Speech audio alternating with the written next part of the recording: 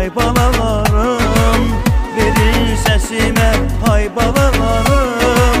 Derdiniz mənə gelsin ay balalarım.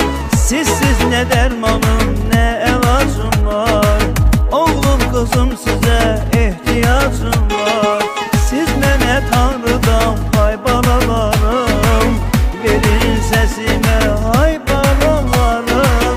Derdiniz mənə gelsin ay balalarım. Sizsiz ne dermanım ne elacım var. Oğlum kızım size ihtiyacım var. Atalar evlada dayak olurlar. Analar xeyirxah melek olurlar. Balalarına her yaşta kömək olurlar. Sevin ataları, anaları siz. Oğlum kızım size